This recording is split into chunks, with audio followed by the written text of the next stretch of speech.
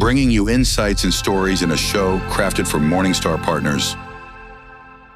The book of Proverbs talks about being able to hear correction. Team Ministries with Tom Hardiman and Al Wood, a special edition created for MorningStar partners. We want to welcome you back to our series on team ministry, and we have actually been having a lot of fun doing this because it's so ingrained in both Al and myself. And if you haven't seen the previous videos, I'm Tom Hardiman, and this is Al Wood.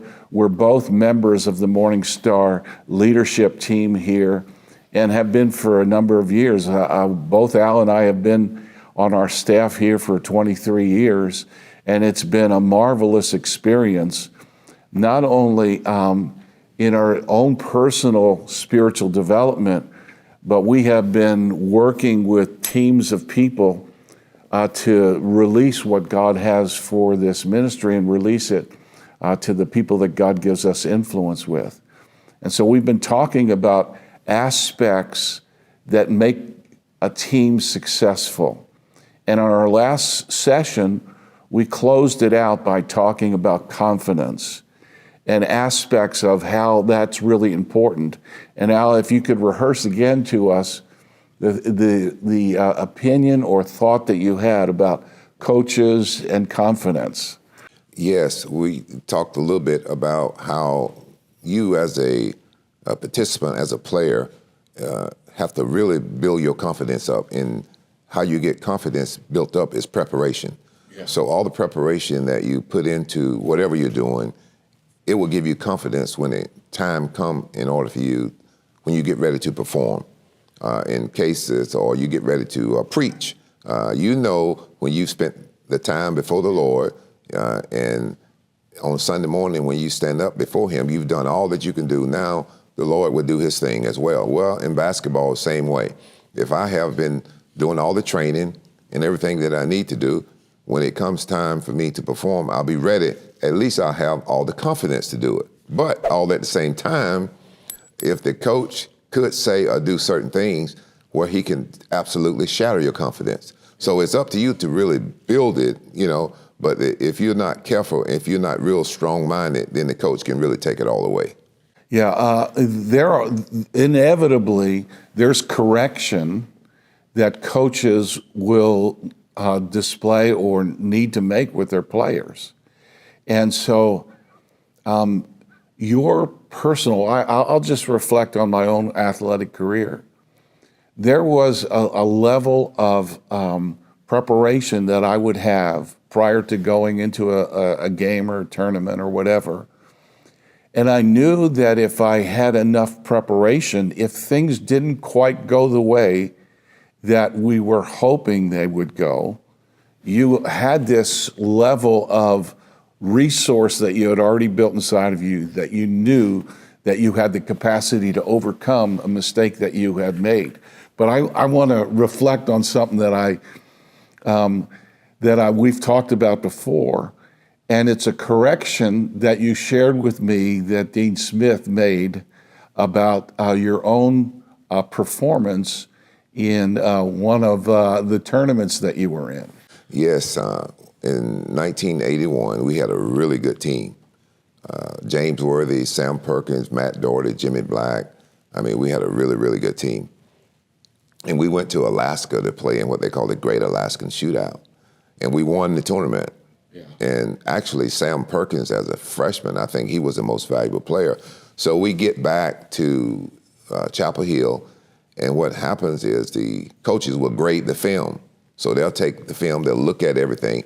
Because, see, if you win the game, most people are just satisfied with the fact that you win the game. But Coach Smith wanted to get better. He wanted us to be reach our full potential. So we all sat down in the film room, and Coach Smith made the statement, we have a really good team here, and I think we can go very, very far, except for we have two problems. One is James Worthy, and two is Al Wood. I mean, everybody in the room was shocked because obviously the two of us, we were the two best players on the team. Yeah. And everybody was shocked at the fact that Coach Smith saying that this is the problem, Al and James. And he turned the lights off and he put the film up and he showed us what we were doing. Yeah. So although we were winning the ball game, we were not adhering to the principles and the thing that we need to do for longevity. Yeah. So we're not looking for short-term success here. We're looking for long-term success. So you have a short goals and you have long-range goals. And he showed us and he corrected us. And from that point on, both of us changed what we were doing.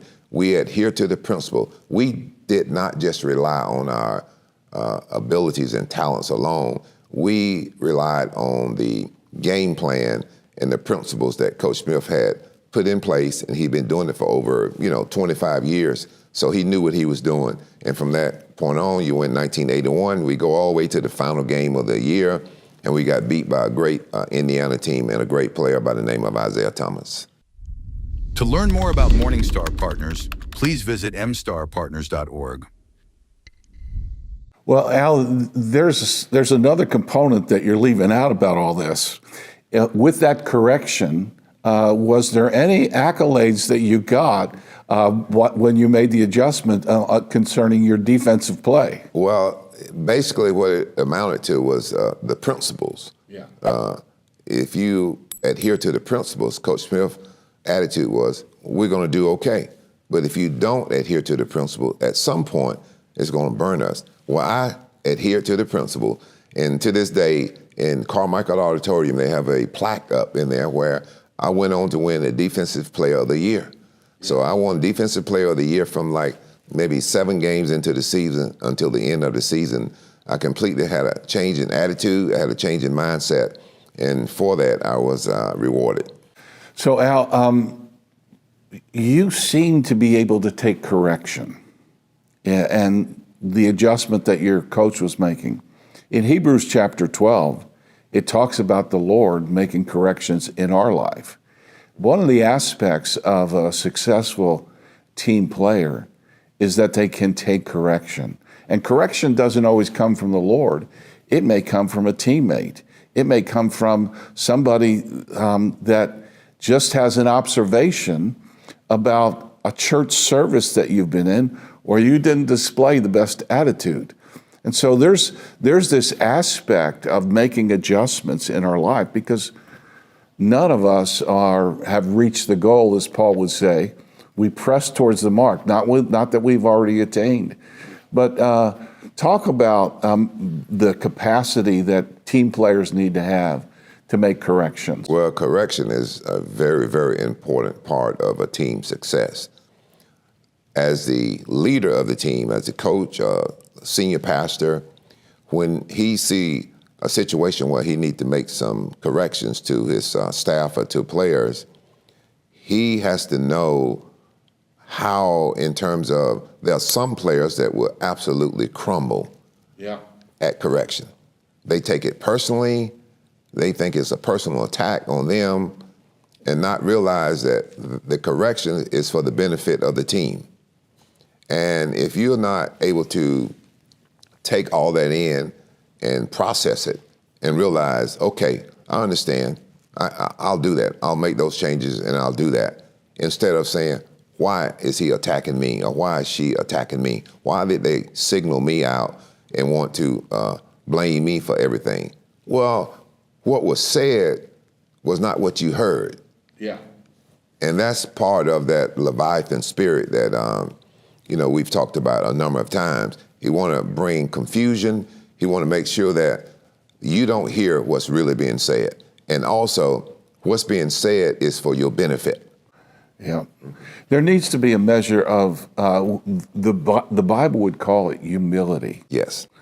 And if we resist correction, or if we can't hear from some of the people that surround us, and in sports we would call these people our teammates, if we can't hear that, we often miss some vital and critical components on how we can grow.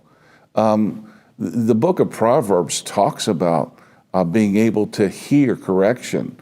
And when we get corrected, or the Bible would call it a rebuke, if we hear those things, we can grow by them. Humility is very, very important. Humble yourself under the mighty hand of God, that he may exalt you. at the proper time. So in order for you to have success, in order for you to grow, in order to you to be able to receive all those accolades, you have to show some humility. You know, there's a book, and it's from a business perspective. It's called Good to Great. It was written by a man named Jim Collins, and he talks about what's called level 5 leaders. And level 5 leaders were the epitome of making a team or a corporation successful. And one of the characteristics that he describes that makes a good team a great team, its leader has this component of a certain level of drive that wants to have the team successful, and that's coupled with humility. He wants the team to succeed more than he wants to be well known. And so all of that is, I think there are characteristics in coaches that I've seen that are really admirable, where they are able to communicate to individuals in a fashion that they can receive it. And the teammates that are successful have this capacity to be corrected. Well, communications, the thing that you touched on again was communications. Communications is absolutely critical. Yeah. You've got to be able to communicate with everyone. If you cannot communicate, then how is we going to have success, or how are we ever going to understand what the goal is? Because a lot of times, individual people are trying to get personal accolades. And the way to get personal accolades is that you need to win. So you need to have some success. One of the biggest sporting events in the world is what they call the Ryder Cup. And it's when the great players from the United States play against all the best players from Europe. For many years, the United States absolutely dominated that sporting event. But in the past 30 years, the Europeans have come on and they've dominated things. And finally, when the United States won recently, the guy by the name of Paul Azinger, he put together a system from all his studies and reading on leadership. Really? So he took 12 players and he did an assessment of all 12 of his players, and he realized all 12 of them was totally different. So he had a pod system. So he took 4 players who had a certain type of personality, and he put all those guys together. Then he took another 4 players who had a certain type of personality, and he put those together. And then he took another group. Yeah. So what he did was he relied on each of those players to be able to work with each other and understand each other. So all those players that were in the group together, they knew how they functioned and so forth. And what they ended up doing was having unbelievable team success because they held each other accountable. Wow. This component of communications and chemistry is really important in terms of teams and building teams. One of the things that we want to touch on the next time is preparation. And there are professional athletes today that have really caught my attention in terms of their personal preparation. The next time what we're going to talk about is an observation that I've had about the 2008 Olympic basketball team and Kobe Bryant's contribution to that. And also there are other aspects of preparation that are important in terms of how we prepare ourselves to be the best version of ourselves so that the team can be successful. Yes, good. So the next time, we're looking forward to talking about this aspect of team ministry, the preparation and how we make ourselves ready for the event that we're about ready to participate in. To learn more about MorningStar Partners, please visit mstarpartners.org. Scan the QR code or text the word partner to 3524 800 800.